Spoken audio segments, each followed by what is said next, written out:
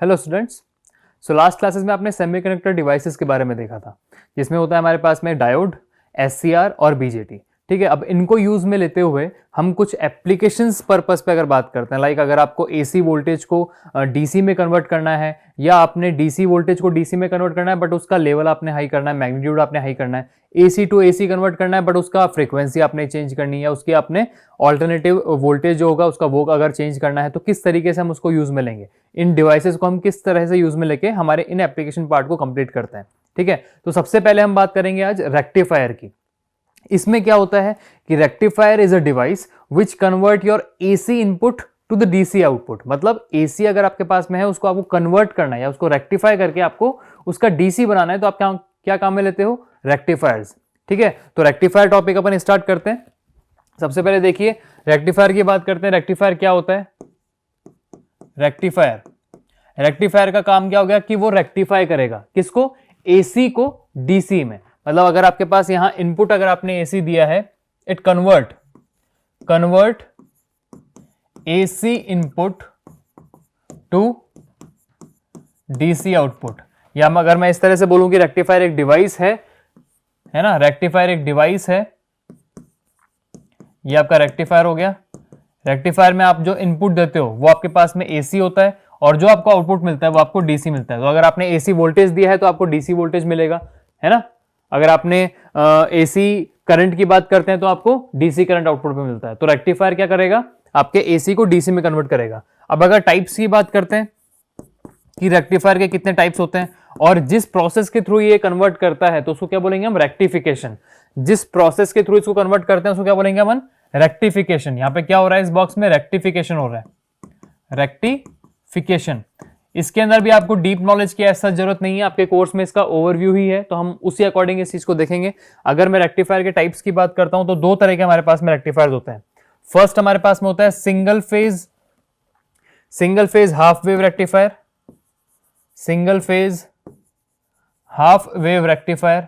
ठीक है, दूसरा हमारे पास में होता है single phase full wave rectifier, single phase half wave rectifier and single phase full wave rectifier. अब अगर फुल वेव रेक्टिफायर की भी बात करते हैं तो ये भी हमारे पास दो तरीके के होते हैं। Single phase full wave rectifier दो तरीके के होते हैं। पहला कौन सा?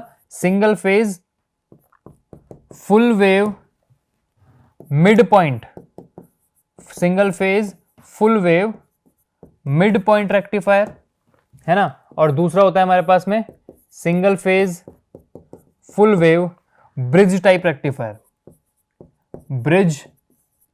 Bridge type rectifier.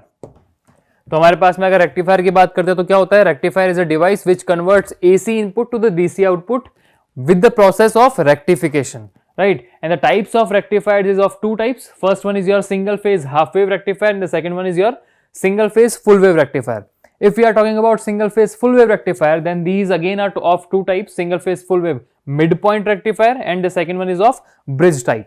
ठीक है, तो एक तरह से अगर देखा जाए तो तीन हमारे पास में टाइप्स हो गए, half wave, full wave mid point और फुल वेव ब्रिज टाइप। तो इन तीनों को हम देखते हैं, इन तीनों से हमें किस तरह से इनपुट देने पे क्या आउटपुट मिल रहा है, उनकी वेवफॉर्म्स किस तरह से बनती है, कौन सा सेमीकंडक्टिंग डिवाइस इसके अंदर काम आता है ना, और कितने कितने काम आते हैं। तो इससे स्टार्ट करते हैं। सबसे पहले हम बात करेंगे single phase half wave rectifier की। ठीक है, सबसे पहले टॉपिक हमारे पास में क्या आएगा? Single phase half wave rectifier. Single phase half wave rectifier मतलब क्या हुआ? सिंगल फेज की बात है तो सिंगल फेज इनपुट आपने देना है एसी।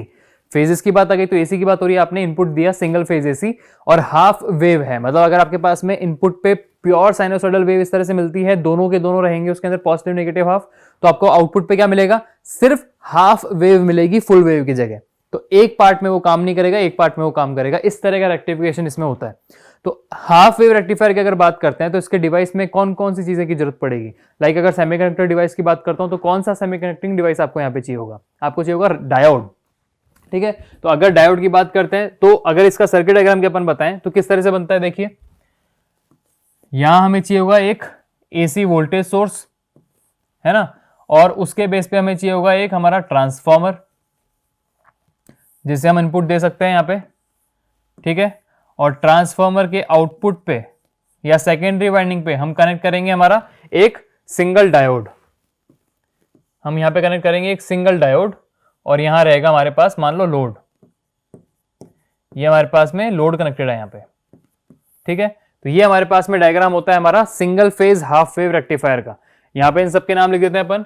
ये हमारे पास हो गया डायोड D1 या डायोड D बोल दो, कोई दिक्कत नहीं है। यहाँ पे जो वोल्टेज आपने अप्लाई किया Vs, जिसकी वैल्यू कितनी है Vm sine of omega T, ठीक है। Vm sine of omega T single phase AC supply आपने दे दी by using the transformer and using a single diode with the load. Clear है ये चीज। अब यहां पे बात क्या होगी कि आप सिंगल फेज एसी वोल्टेज जब यहां पे अप्लाई करते हो, तो जैसे ही आपने यहां पे सिंगल फेज एसी अप्लाई किया, करंट आपका इस तरह से फ्लो करेगा। आपके यहां पे वोल्टेज जो क्रिएट होता है उसके अंदर पहले यहां पे प्लस और बाद में यहां माइनस हो जाएगा, है ना। अगर आप फर्स्ट हाफ की बात करते हो तो पहले प्लस और माइनस, तो जैसे ही डायोड के एनोड पे अगर आपने प्लस कनेक्ट किया, ये डायोड का क्या होता है, ये पॉजिटिव टर्मिनल होता है डायोड का, और ये नेगेटिव, ये एनोड और ये कैथोड। तो अगर पॉजिटिव से पॉजिटिव कनेक्टेड होगा तो डायोड क्या हो जाएगा ऑन। फर्स्ट हाफ में अगर पॉजिटिव हाफ की बात करते हैं, डायोड ऑन हो गया तो यहाँ पे आपको सप्लाई मिल गई। लेकिन अगर अपन इसके नेगेटिव हाफ की बात करते हैं, जब यहाँ पे माइनस और नीचे प्लस हो जाता है, तब डायोड हमारा ऑफ हो जाएगा। तो जैसे ही डायोड ऑफ हुआ तो यहाँ पे कोई करंट फ्लो नहीं करेगा, सर्किट यहाँ पे क्या करेगा, एक तरह से ओपन सर्किट की तरह बिहेव करेगा। जब ओपन सर्किट होगा, लोड पे कोई करंट कोई वोल्टेज अपने पास नहीं मिलेगा। तो क्या पता चला यहाँ से कि डायोड के एनोड से जब वहां पे पॉजिटिव हाफ में कनेक्टेड होता है तो पॉजिटिव हाफ में ही आपको आउटपुट मिलेगा, नेगेटिव हाफ में आउटपुट आपका जीरो रहेगा। इसको हम देखते हैं हमारे किससे, वेवफॉर्म के बेसिस पे। देखिए यहाँ पे मैं यहाँ पे वेवफॉर्म बनाता हूं और उससे आपको सारी चीजें एकदम क्लियर हो जाएंगी। आर्गुमेंट ओमेगा टी पे मैंने बात करी, मैंने जो सप्लाई अप्लाई कर रखी है वीएस की वेवफॉर्म है इस तरीके से, ठीक है। और इसी के बेस पे अगर आप अब बनाना चाहोगे आपका आउटपुट वोल्टेज, जो आपको मिलेगा कहां पे, लोड पे, यहां मिलेगा आपको अपना आउटपुट वोल्टेज जिसका नाम है V0, ठीक है। तो अब यहां पे अगर आप V0 की वेवफॉर्म बनाना चाहते हो तो वो कैसे बनेगी, ये हमारे पास है 0, pi, 2 pi and so on. तो आप ये इंस्टेंट को क्रॉस चेक कर लेते हो एक बार, यहां पे आपने ड्रॉ कर लिया पूरा। हाँ, अब बात आती है कि जैसे ही पॉजिटिव हाफ की बात करते हैं 0 टू पाई, अगर आप फर्स्ट हाफ की बात करोगे 0 टू पाई तक, तो 0 टू पाई में आपको जो यहां साइन मिलेंगे या पोलैरिटी मिलेगी वो मिलेगी प्लस माइनस। अगर फर्स्ट पोलैरिटी पॉजिटिव हाफ की आपको इस तरीके से मिलती है तो आउटपुट पे आपको वोल्टेज मिलेगा V0, कितना, जो आपने अप्लाई किया था वही का वही। तो यहां पे अगर आपको आउटपुट मिल रहा है तो कितना हो जाएगा, सेम इंस्टेंट को ये फॉलो करेगा, ये आपके पास में मिल गया आपको V0, जिसकी मैक्सिमम वैल्यू कितनी है Vm। अब बात करते हैं सेकेंड इंस्टेंट, पाई टू 2 पाई। अगर आपने फर्स्ट इंस्टेंट की बात करी, यहाँ पे ये प्लस है ये माइनस है, और अब यहां से अगर आप बात करते हो उसके सेकंड इंस्टेंट या नेगेटिव साइकिल की, पाई टू 2 पाई, तो पाई टू 2 पाई के लिए यहां पे साइन क्या हो जाएगा, यहां माइनस हो जाता है और यहां प्लस हो जाता है। जैसे ही ये पोलैरिटी इसकी चेंज हुई, डायोड अब क्या करेगा, डायोड अब आपका काम करेगा ऑफ की तरह, है ना। तो ये अब आपका करेगा ऑफ की तरह बिहेव, और पहले जब ये था फर्स्ट में तब ये कर रहा था अपने पास ऑन की तरह बिहेव, ठीक है। अगर ये डायोड ऑफ हो गया तो सर्किट यहां से ओपन हो गया, डायोड के ऑफ होते ही डायोड यहां से गायब हो गया, ये ओपन सर्किट की तरह बिहेव करेगा, तो वोल्टेज अपन को यहाँ पे नहीं मिलेगा, करंट फ्लो नहीं करेगा, तो वोल्टेज हमारे पास में यहाँ पे क्या रहेगा, 0। तो सेकंड इंस्टेंट जो है हमारे पास पाई टू 2 पाई, वहां पे वोल्टेज हमें मिलेगा 0। अगेन जब हमारे पास सर्किट में 2 पाई टू 3 पाई की बात होती है तो वापस से पोलैरिटी जो होगी प्लस माइनस 0 टू पाई वाली पोलैरिटी हो जाएगी। अगेन अपने पास में डायोड ऑन हो गया तो वोल्टेज मिल जाएगा जो आपका सप्लाई वोल्टेज को फॉलो करेगा एकदम। तो इस तरीके से अगर आपने फर्स्ट प्योर साइनोसॉइडल वेव का इनपुट दिया है तो आपको आउटपुट पे क्या मिलेगा, सेकंड वाला, ये आपको V0 वाली जो इक्वेशन है, V0 वाला जो आपके पास वेवफॉर्म मिल रहा है आपको ये मिलेगा। तो यहां से क्या पता चला हमें कि AC अगर मैंने इनपुट पे दिया है तो मुझे एक तरह से यहाँ पे बाई डायरेक्शनल AC की जगह यूनिडायरेक्शनल DC मिल रहा है। It's not pure DC but it is not AC actually. तो आपको क्या बोल सकते हो, यहाँ पे आपको पॉजिटिव हाफ के अंदर आउटपुट मिलेगा, नेगेटिव हाफ में कोई आउटपुट यहां से नहीं मिलेगा। अगर सिमिलरली मैं यहां से बनाना चाहूं इसके आउटपुट की वेवफॉर्म, आउटपुट करंट की वेवफॉर्म, तो क्या रहेगी, I0 की अगर बात करते हैं कि करंट कितना फ्लो करेगा वहां पे, अगर रेजिस्टेंस की वैल्यू मेरे पास में क्या है, R है, रेजिस्टेंस की वैल्यू अगर मेरे पास R है तो इन इंस्टेंट पे देखिएगा जब वोल्टेज 0 है तो करंट भी मेरा 0 रहेगा, है ना। जब वोल्टेज 0 है तो करंट मेरा यहाँ पे भी 0 रहेगा, लेकिन जहां पे वोल्टेज की वैल्यू है वहां पे करंट की वैल्यू कितनी हो जाएगी, Vm/R। तो ये जो मेरे पास इसकी पीक वैल्यू निकलती है, ये पीक वैल्यू कितनी हो जाएगी, Vm/R, और अगेन यहां से Vm/R। इस तरह से अपने पास में करंट मिलेगा, यहाँ आउटपुट वोल्टेज मिल गया, ये आउटपुट आपको करंट मिल गया, इनपुट वोल्टेज। तो ये आपको वेवफॉर्म बनानी पड़ती है single phase half wave rectifier की। सिंपल सा कंसेप्ट है। Single phase half wave rectifier में एक सिंगल डायोड काम आएगा। वो सिंगल डायोड पॉजिटिव हाफ में ऑन होता है, नेगेटिव हाफ में ऑफ होता है। जिस पॉजिटिव हाफ में वो ऑन होगा उस पॉजिटिव हाफ में आपको आउटपुट वोल्टेज मिलेगा, अदरवाइज आउटपुट वोल्टेज नहीं मिलेगा। सिमिलरली फॉर द करंट, जिस हाफ में वोल्टेज मिल रहा है उसी हाफ में करंट मिलेगा, अदरवाइज आपको करंट नहीं मिलेगा। तो इस तरह से आपने एसी को डीसी में यहां पे कन्वर्ट कर लिया है। ठीक है, तो अपने पास सर्किट डायग्राम आपने देख लिया, बेसिक कंसेप्ट देख लिया और इसकी वेवफॉर्म्स देख लिए। अब बात आती है इनकी वोल्टेज और करंट की इक्वेशन की, कि आरएमएस आउटपुट वोल्टेज कितना है, एवरेज वोल्टेज कितना है या करंट वगैरह, ये सारी चीजें किस तरह से निकलेंगी। तो उसके लिए डेरिवेशन देखिए कैसे करेंगे। यहां से स्टार्ट करते हैं। अगर अपन सबसे पहले एवरेज वैल्यू की बात करते हैं, अगर मैं एवरेज आउटपुट वोल्टेज की बात करता हूं, एवरेज आउटपुट वोल्टेज जो आपका होगा, ये एवरेज आउटपुट वोल्टेज कैसे निकलता है, V average is equal to 1 upon, किस इंस्टेंट तक देखना है आपने, 2 पाई इंस्टेंट तक, 1 upon 2 pi 0 to 2 pi, 1 upon 2 pi 0 to 2 pi V S, या फिर हम क्या लिख देंगे इसको, V M sine of omega T into D omega T, या डी टी आप ऐसे लिख सकते हो। लेकिन हमने क्या देखा, single phase half wave rectifier में 0 टू पाई तक के इंस्टेंट में ही आपको वैल्यूज मिल रही हैं। तो अगर आप वहां तक भी देखना चाहोगे तो इसको इस तरह से कन्वर्ट कर सकते हैं कि V average is equal to, V average is equal to, इसको चलो अंदर लेते हैं, कितना हो गया, V M by 2 pi, V M by 2 pi, और 0 टू 2 पाई तक की जो लिमिट हमारे पास है वो पाई टू 2 पाई तो 0 है, तो उसको तो छेड़ देंगे अपन, वो तो 0 हो जाएगा। तो हमारे पास यहाँ क्या बचेगा, 0 टू पाई, कितना बचेगा, सिर्फ 0 टू पाई, और यहां हमारे पास में आ जाएगा sign omega T D omega T. इसको जैसे जैसे आप सॉल्व करोगे तो हमारे पास में वी एवरेज कितना आ जाएगा, जैसे आपने इसको सॉल्व किया देखो कितना हो गया, वी एम अपॉन 2 पाई, और साइन का कितना होता है, cos, minus cos of omega T 0 to pi. आप इसकी वैल्यू को सॉल्व कीजिए, आपके पास में वी एवरेज की वैल्यू आ जाएगी, वी एवरेज के लिए आपके पास में हो जाएगी V M divide by pi. ठीक है, तो यहां से वी एवरेज कितना आ गया हमारे पास, वी एम बाई पाई। अगर आप एवरेज वैल्यू ऑफ करंट की बात करते हो, एवरेज आउटपुट करंट, अगर आप एवरेज आउटपुट करंट की यहां से बात करना चाहते हो तो कितना आ जाएगा, आउटपुट करंट का average value I average is equal to, जब voltage V M by pi है तो करंट कितना हो जाएगा, आई एम बाई पाई। जब आप उसको करंट की इक्वेशन के बेस पे चेक करोगे तो कितना आ जाएगा, ये आई एम बाई पाई। तो आपके पास यहां से क्या चीजें क्लियर हो गई कि आउटपुट वोल्टेज की वेवफॉर्म क्या बन रही थी वो क्लियर हो चुका है। आउटपुट वोल्टेज पे जो एवरेज वैल्यू आएगी वो कितनी हो गई, और उसकी एवरेज करंट की वैल्यू कितनी होगी, वो चीज क्लियर हो गई। अब यहां से बात करते हैं इनकी आरएमएस वैल्यू की, RMS value of output voltage, RMS value of output voltage. अगर RMS value of output voltage की बात करते हैं तो आरएमएस वैल्यू कैसे निकलती है, V RMS is equal to under root of 1 upon 2 pi 0 to pi, 1 upon 2 pi 0 to pi V M square sine square omega T D omega T. आप इसको सॉल्व कीजिएगा तो आपके पास में जो आरएमएस वैल्यू आएगी, आउटपुट वोल्टेज की जो आरएमएस वैल्यू आपके पास में आएगी वो कितनी आएगी, वी एम बाई 2। जब आप इसको सॉल्व करोगे तो आपके पास में आरएमएस वैल्यू कितनी आ जाएगी, वी एम बाई 2। ठीक है, सिमिलरली अगर आप करंट की बात करते हो, अगर सिमिलरली आप करंट की बात करते हो तो आई आर एम एस ये कितना हो जाएगा हमारे पास, ये हो जाएगा आई एम बाई 2। ठीक है, तो single phase half wave rectifier, single phase half wave rectifier के अंदर सिंगल डायोड काम आता है, और पॉजिटिव हाफ में डायोड ऑन होगा, नेगेटिव हाफ में डायोड ऑफ हो जाएगा। इस तरह से इनकी वेवफॉर्म बनेगी। और वेवफॉर्म जो हमने देखी है वोल्टेज और करंट की देखी है, तो उन वोल्टेज की एवरेज वैल्यू निकालते हो तो आता है V M by pi, average current निकालते हो आएगा आई एम बाई पाई। अगर उनकी आरएमएस वैल्यू निकालोगे तो वोल्टेज की आरएमएस वैल्यू आ जाएगी वी एम बाई 2, और करंट की आरएमएस वैल्यू हो जाएगी आई एम बाई 2। ठीक है, single phase half wave rectifier आपका यहाँ पे कंप्लीट होता है। अब अपन स्टार्ट करते हैं single phase full wave rectifier. Next topic क्या है हमारा, single phase full wave rectifier. Single phase full wave rectifier कौन सा वाले की बात करेंगे, सबसे पहले हम मिड पॉइंट की बात करेंगे। Single phase full wave rectifier कौन सा, mid point. Full wave rectifier का मतलब क्या होता है, हाफ वेव रेक्टिफायर में वो सिर्फ एक पॉजिटिव हाफ की बात कर रहा था, नेगेटिव हाफ में वोल्टेज अपन को जीरो मिल रहा था।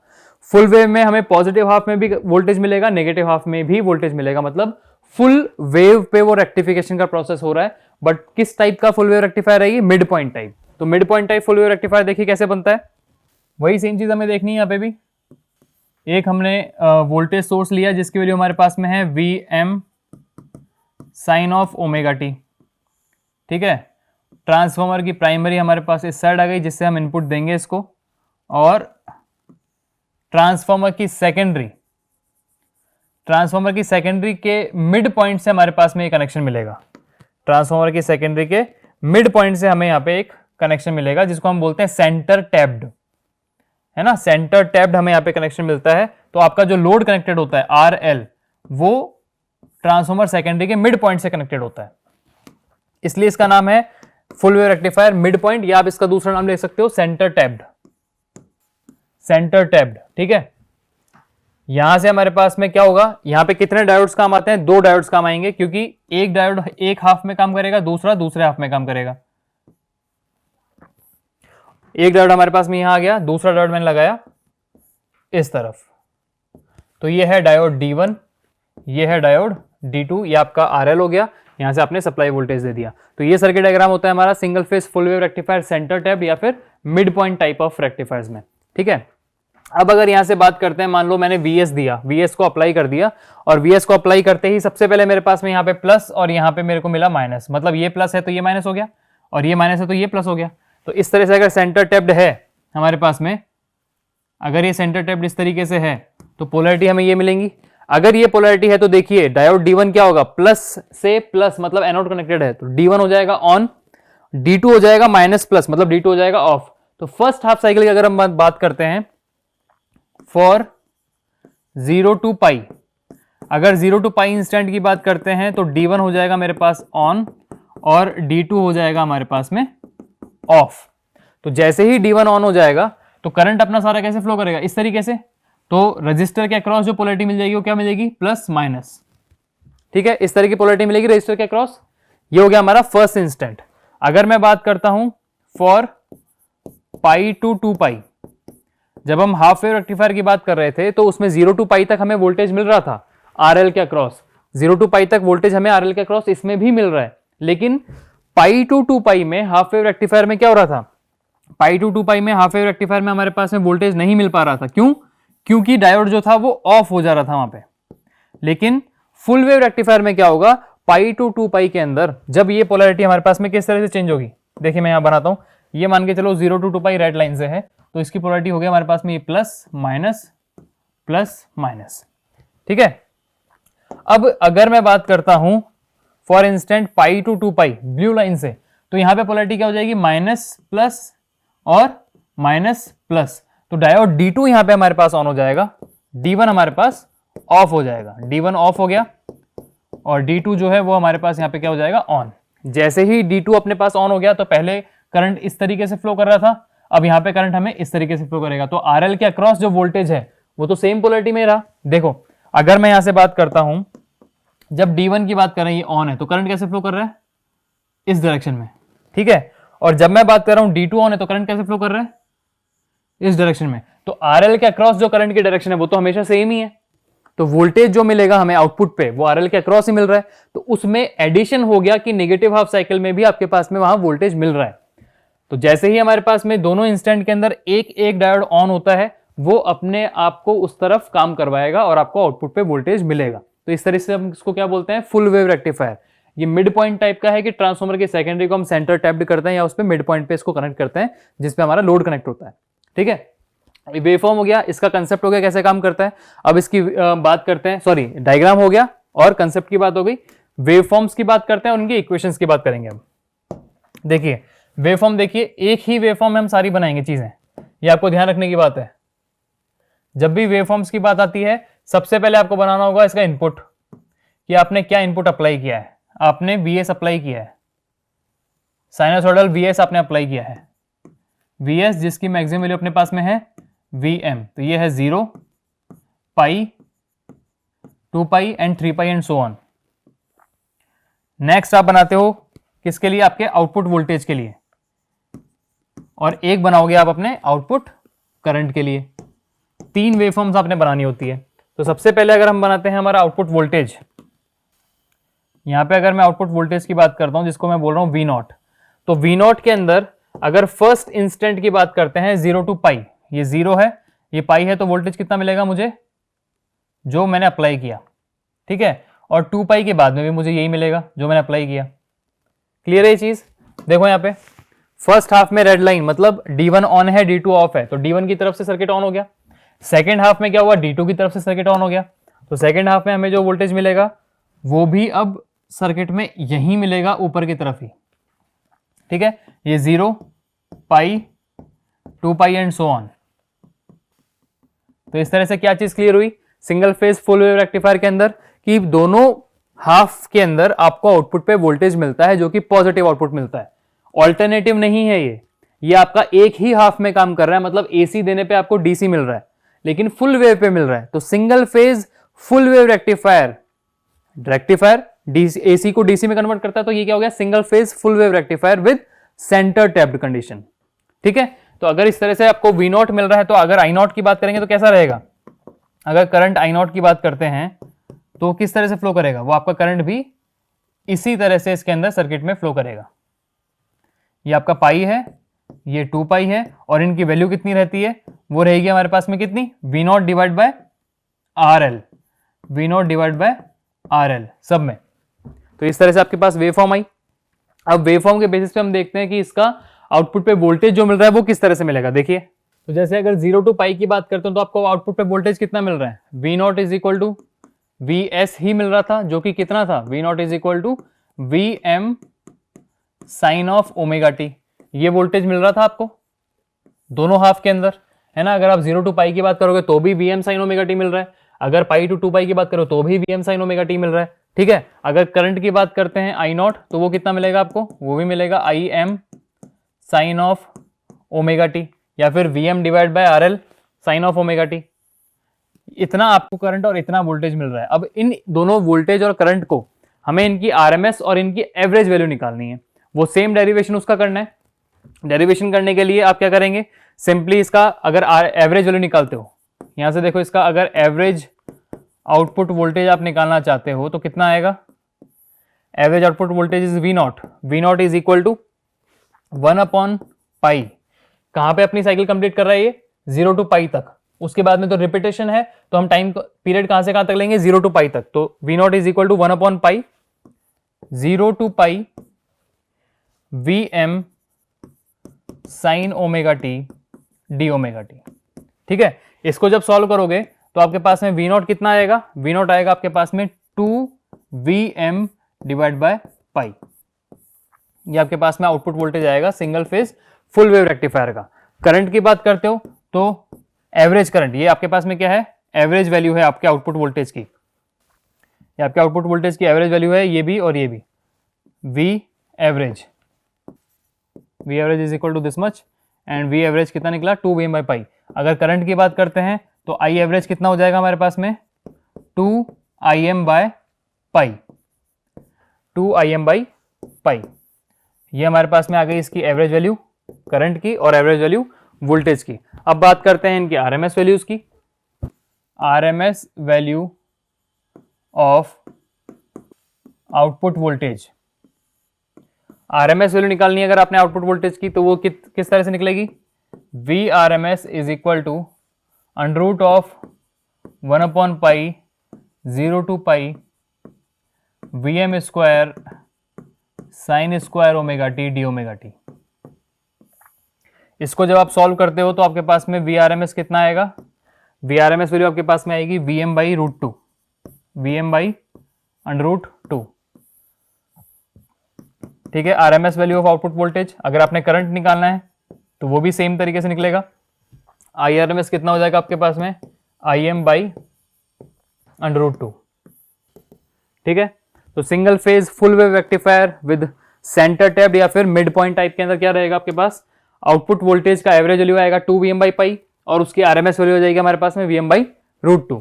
सर्किट डायग्राम में हमने क्या देखा कि ट्रांसफॉर्मर की सेकेंडरी के मिड पॉइंट से आपके पास आपका लोड कनेक्टेड होता है, जिसलिए इसको बोलते हैं सेंटर टैप्ड या फिर mid point type of full wave rectifier. Full wave rectifier क्यों? क्योंकि सेकंड हाफ या नेगेटिव हाफ में जहां आउटपुट नहीं मिल रहा था वहां भी अब आपको आउटपुट यहां पे मिलने लग जाएगा।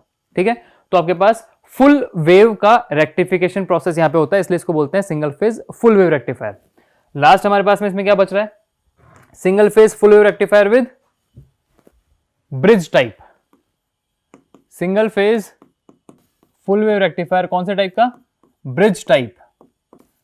तो अगर आपने हाफ वेव की बात करी थी तो कितने डायोड काम आ रहे थे? एक।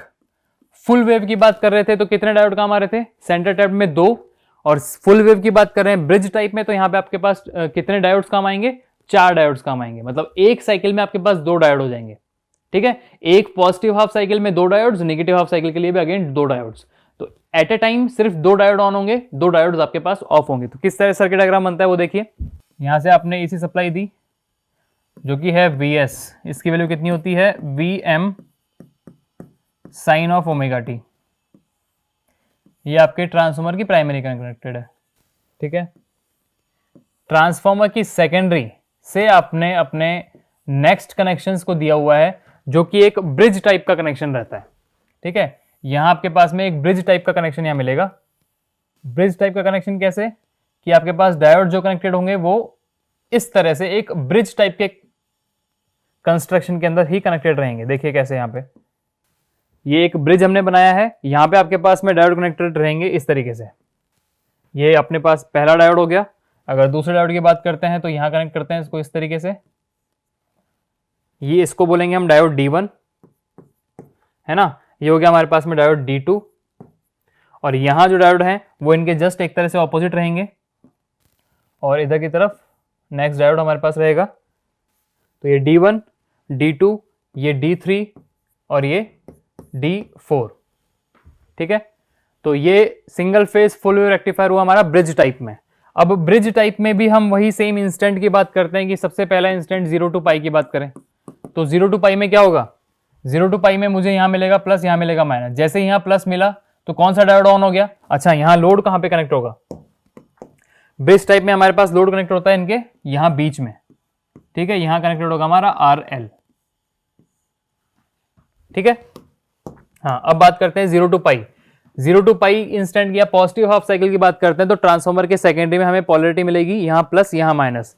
जैसे ये प्लस है तो कौन कौन से डायोड ऑन हो जाएंगे? देखिए ये कनेक्टेड है इन 2 डायोड से, तो D1 के पॉजिटिव से कनेक्टेड है, मतलब D1 हो गया मेरे पास ऑन, D2 हो गया मेरे पास ऑफ। अब जैसे ये आगे आया तो यहां पॉजिटिव टर्मिनल से कौन सी चीज कनेक्टेड है? अब अगर देखा जाए तो यहां आएगा तो नेगेटिव से, मतलब ये भी ऑफ हो जाएगा। RL के थ्रू अगर आगे गए मतलब D3, अगर मैं इस प्लस को आगे एक्सटेंड करता हूं तो D3 मतलब D3 के एनोड से कनेक्टेड है, तो ये भी मेरे पास ऑन हो जाएगा। तो कौन कौन से अपने पास यहां ऑन हो गए? 0 टू पाई में D1, D3 हो जाएंगे मेरे पास ऑन, और D2, D4 हो जाएंगे मेरे पास में ऑफ। आपका जो यहाँ पे करंट फ्लो करेगा वो कैसे फ्लो करेगा? इस डायरेक्शन में आएगा, देन इसके पास आएगा RL के थ्रू होता हुआ D3, और फिर आपके पास में इस तरह से फ्लो करेगा। ठीक है, तो जब हमारे पास में पॉजिटिव हाफ साइकिल की बात करते हैं तो RL के अक्रॉस जो वोल्टेज मिलेगा किन के थ्रू मिलेगा? D1 और D3 के थ्रू। D1 और D3 दोनों ऑन हो जाएंगे तो सर्किट में करंट फ्लो करेगा इस डायरेक्शन में। ठीक है, अब अगर मैं बात करता हूं नेक्स्ट इंस्टेंट कौन सी? पाई टू 2 पाई।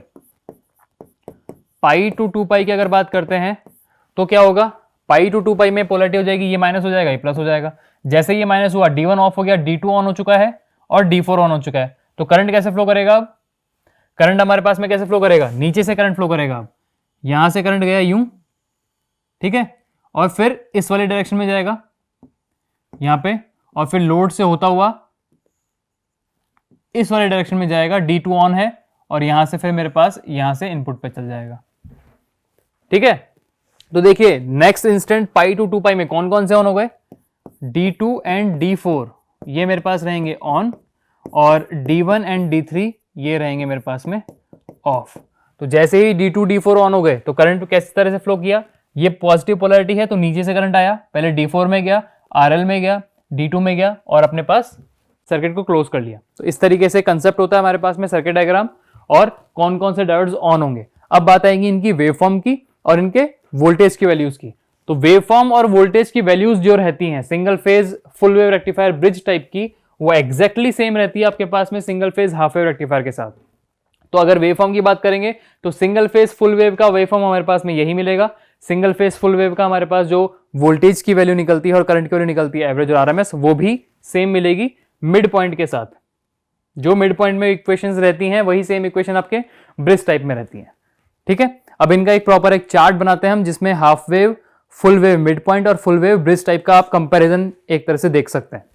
देखिए, तो यहां पे अगर मैं कंपैरिजन की बात करता हूं, कंपैरिजन ऑफ रेक्टिफायर्स जो हमारे कोर्स में एक्चुअली हैं, कंपैरिजन ऑफ रेक्टिफायर्स, कंपैरिजन किन किन पॉइंट्स में हम देखेंगे, हमें वो भी ध्यान रखना पड़ेगा कि अगर मैं जैसे मान के चलो यहाँ पे ये बात करता हूँ हाफ वेव रेक्टिफायर की, यहाँ हाफ वेव रेक्टिफायर की बात करेंगे, यहाँ फुल वेव रेक्टिफायर किसकी, मिड पॉइंट की, और यहाँ हम बात करेंगे full wave rectifier bridge type की। ठीक है, और ये जो कंपैरिजन इनका होगा वो किन पॉइंट्स के बेसिस पे होगा वो भी हमें ध्यान रखना है।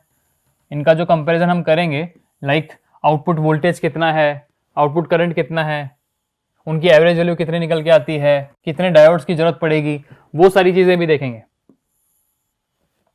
तो अगर सबसे पहले मैं बात करता हूं रेक्टिफिकेशन की, सबसे पहले अगर मैं बात करता हूं रेक्टिफिकेशन की, तो वो कैसे रहेगा, रेक्टिफिकेशन कैसे कैसे होता है। यहाँ पे रेक्टिफिकेशन यहाँ पे हाफ वेव का होगा, सिर्फ यहाँ पे किसका होगा, सिर्फ और सिर्फ हाफ वेव का। यहाँ पे किसका होगा, फुल वेव का, और ब्रिज टाइप में भी फुल वेव का रेक्टिफिकेशन होगा, फुल वेव का रेक्टिफिकेशन होगा। ठीक है, अब अगर बात करते हैं डायोड्स की, number of diodes, number of diodes required, number of diodes required, half wave rectifier में कितने डायोड चाहिए, 1, फुल वेव मिड पॉइंट में कितने चाहिए, 2, फुल वेव ब्रिज टाइप में कितने चाहिए, 4। ठीक है, इसमें एक डायोड चाहिए, इसमें 2 और इसमें 4 डायोड्स हमारे पास में चाहिए। अगर इनकी एवरेज वैल्यू की बात करते हैं, वी नॉट एवरेज, 4 चीजें आएंगी हमारे पास यहाँ पे, और V naught RMS, V naught RMS, और नेक्स्ट हमारे पास में है आई नॉट एवरेज और आई नॉट आरएमएस। तो अगर एवरेज आउटपुट वोल्टेज की बात करेंगे, हाफ वेव रेक्टिफायर में एवरेज आउटपुट वोल्टेज कितना आएगा हमारे पास में, Vm by pi, Vm by pi. ठीक है, फुल वेव की बात करते हैं तो कितना आएगा, 2 Vm बाई पाई, और इसका भी सेम रहेगा कितना, 2 Vm बाई पाई। अगर एवरेज वैल्यू की बात करते हैं, हाफ वेव रेक्टिफायर में एवरेज वैल्यू कितनी होती है, Vm by 2, Vm by 2। Full wave rectifier में बात करेंगे वो कितनी हो जाएगी, Vm बाई रूट 2। ये हमने वैल्यूज इक्वेशन में देखी थी, वही सेम इक्वेशन हम यहां लिख रहे हैं कंपैरिजन के तौर पे, जो आपको याद करने में भी इजी रहेगा, Vm बाई रूट 2। अगर एवरेज करंट की बात करेंगे तो कितना हो जाएगा, Im बाई पाई, और ये 2 Im बाई पाई, यहां पे भी कितना रहेगा, ये 2 Im by pi. RMS value की बात करेंगे कितना हो जाएगा, Im by 2, Im by under root 2, Im by under root 2, और यहां पे भी रहेगा कितना, Im divide by under root 2। ठीक है, तो ये कंपैरिजन हमारे पास में हो गया रेक्टिफायर्स का। अगर रेक्टिफिकेशन की बात करते हैं, आपको पता है नाम से क्लियर हो रहा है, half wave rectification, full wave and full wave. Important क्या है कि नंबर ऑफ डायोड्स कितने रिक्वायर्ड है, हाफ वेव में 1, मिड पॉइंट में 2 और ब्रिज टाइप में 4। एवरेज वैल्यू की बात करते हैं, वोल्टेज की एवरेज वैल्यू कितनी होती है, हाफ वेव में Vm बाई पाई, जबकि फुल वेव में 2 Vm by pi. RMS value की बात करेंगे Vm बाई 2, जबकि फुल वेव में Vm बाई रूट 2। ठीक है, इस चार्ट को आप याद रखिएगा और उसके बेसिस पे आप सारी चीजें क्लियरली कर सकते हैं इसमें रेक्टिफायर्स के अंदर। अब रेक्टिफायर्स के अगर बाद में अगर हम बात करते हैं और दूसरी एप्लीकेशन की, तो दूसरा हमारे पास में होता है एक इन्वर्टर, है ना। इन्वर्टर क्या करता है, इन्वर्टर एक्चुअली एक डिवाइस है जो आपकी डीसी इनपुट को एसी पावर आउटपुट के अंदर कन्वर्ट करता है। रेक्टिफायर क्या करता है, एसी को डीसी में, जबकि इन्वर्टर क्या करेगा, उसको इन्वर्ट कर देगा, आपको डीसी इनपुट से आपको एसी आउटपुट दे देगा। ठीक है, अब हम बात करते हैं इन्वर्टर्स की। नेक्स्ट टॉपिक है हमारा inverter. Inverter is a device which convert या विच इन्वर्ट्स द रेक्टिफिकेशन प्रोसेस। आप इस तरह से याद कर सकते हो, रेक्टिफिकेशन क्या होता है, एसी को डीसी में कन्वर्ट करना, इन्वर्जन क्या रहेगा उसका, डीसी को एसी में कन्वर्ट करना। तो इन्वर्टर क्या करेगा, it converts DC input, it converts DC input to AC output, है ना। ये क्या करने वाला है, आपके पास में डीसी पावर इनपुट जो आपको मिलता है, उस डीसी पावर इनपुट को एसी पावर आउटपुट के अंदर कन्वर्ट कर देगा at desired frequency, at any desired frequency. आप फ्रीक्वेंसी अपने अकॉर्डिंग इसमें कर सकते हो, at desired frequency, at desired frequency. ये बात ध्यान रखिएगा, डीसी इनपुट अगर आपको मिल रहा है तो वहां से अगर आपने एसी आउटपुट कन्वर्ट करना है तो आप इन्वर्टर काम में लोगे, और जो उसकी फ्रीक्वेंसी होगी वो अपने अकॉर्डिंग आप चेंज कर सकते हो। इसलिए हमने लिखा है at desired frequency you can convert your DC input voltage to your AC output voltage, right. ठीक है, अब यहां से बात आती है कि टाइप्स, इन्वर्टर के कितने तरीके के इन्वर्टर्स होते हैं। टाइप्स ऑफ इन्वर्टर, आपके कोर्स में इन्वर्टर बता रखा है, बट आपको उसका ब्रीफ इंट्रोडक्शन ही देखना है कि वोल्टेज अपने पास में जितने भी तरह के इन्वर्टर्स होते हैं वो एक्चुअली क्या हैं, किस तरह से काम करते हैं, उनके डीप नॉलेज की हमें जरूरत नहीं है। तो मैं आपको पॉइंट वाइज इनके नोट्स बताऊंगा, आपको उनको नोट डाउन करना है और उन्हीं को समझना है सिर्फ। तो टाइप्स ऑफ इन्वर्टर, एक्चुअली हमारे पास में दो तरह के इन्वर्टर्स होते हैं। पहला होता है वोल्टेज सोर्स इन्वर्टर, जिसको शॉर्ट में हम VSI बोलते हैं। एक होता है हमारे पास में करंट सोर्स इन्वर्टर, जिसको हम CSI बोलते हैं। ठीक है, एक होता है हमारे पास में वोल्टेज सोर्स इन्वर्टर, ठीक है, एक होता है हमारे पास current source inverter, current source inverter. ठीक है, अब इन दोनों के अंदर क्या डिफरेंस था कि वोल्टेज सोर्स इन्वर्टर में क्या होगा कि इनपुट से अपन वोल्टेज को चेंज करेंगे, करंट सोर्स इन्वर्टर में अपन इनपुट से करंट को चेंज करेंगे, तब जाके हमें वो जो डीसी इनपुट था वो एसी आउटपुट में कन्वर्ट होकर मिलेगा। वो किस तरीके से होता है वो देखिए। तो देखिए, सबसे पहले स्टार्ट करते हैं, फर्स्ट हमारा है वोल्टेज सोर्स इन्वर्टर। तो वोल्टेज सोर्स इन्वर्टर के कुछ पॉइंट्स मैंने यहां लिखे हुए हैं, वो आपके लिए काफी इंपॉर्टेंट रहने वाले हैं। जैसा नाम बता रहा है हमें वोल्टेज सोर्स इन्वर्टर, मतलब जो सोर्स है हमारा वो वोल्टेज के फॉर्म में हमें मिलने वाला है ना। जो सोर्स है वो वोल्टेज के फॉर्म में मिलेगा और जो आउटपुट है वो भी हमें वोल्टेज के फॉर्म में ही मिलेगा। बट यहां से बात आ रही है कि क्या है ये इन्वर्टर, इन्वर्टर में इनपुट क्या होता है हमारे पास में डीसी, आउटपुट मिलेगा एसी। तो अगर आपने डीसी वोल्टेज अप्लाई किया है तो आपको एसी वोल्टेज आउटपुट पे मिलेगा। यहां से हम बात करते हैं, फर्स्ट पॉइंट क्या है कि input voltage is constant, that means आप इनपुट डीसी वोल्टेज जो अप्लाई करोगे वो कांस्टेंट वैल्यू का रहेगा। क्लियर है। सेकंड, आउटपुट वोल्टेज जो है वो लोड पे डिपेंड नहीं कर रहा, it does not depend on the load. The magnitude of output voltage, जो आपको एसी आउटपुट वोल्टेज मिलेगा वो आपके लोड पे डिपेंड नहीं करेगा, उसका मैग्नीट्यूड आपके लोड पे डिपेंड नहीं करेगा, बट उसकी जो वेव फॉर्म है वो आपके लोड पे डिपेंड करेगी, और आउटपुट करंट जो आपको मिलेगा वो भी आपके लोड पे डिपेंड करेगा। ठीक है, इनपुट वोल्टेज कांस्टेंट वैल्यू का रहेगा, आउटपुट वोल्टेज लोड पे डिपेंड नहीं करेगा, मैग्नीट्यूड, जबकि उसकी वेव फॉर्म और आउटपुट करंट जो है लोड पे डिपेंड करेगा। इंपॉर्टेंट पॉइंट यहां पे ये रहता है कि जो इनपुट इंपेडेंस होता है हमारे पास वोल्टेज सोर्स इन्वर्टर का वो काफी कम होता है, input has very small impedance here. ठीक है, सो क्या बोल सकते हैं, इनपुट इंपेडेंस जो है VSI का वो कम रहता है। सिमिलरली अगर आप करंट सोर्स इन्वर्टर की यहां बात करते हो तो करंट सोर्स इन्वर्टर में क्या है, इनपुट आपके पास में करंट फॉर्म में मिलेगा, आउटपुट भी करंट फॉर्म में मिलेगा। तो इनपुट करंट जो है वो कांस्टेंट वैल्यू का होता है यहाँ पे, आउटपुट करंट जो होगा वो लोड पे डिपेंड नहीं करेगा उसका मैग्नीट्यूड, जबकि उसकी वेव फॉर्म और आउटपुट वोल्टेज वो लोड पे डिपेंड करेगी।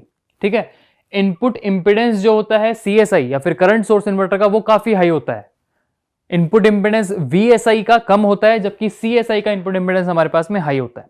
ठीक है, ये दो तरह के हमारे पास में इन्वर्टर्स थे, current source inverter end voltage source inverters. इनके अलावा हमारे पास में दो इन्वर्टर्स और होते हैं, हम जिनको सर्किट डायग्राम के बेस पे समझने की कोशिश करते हैं। यहाँ पे देखिए, जिस तरह से रेक्टिफायर्स देखे से उसी तरीके से इन्वर्टर्स होते हैं।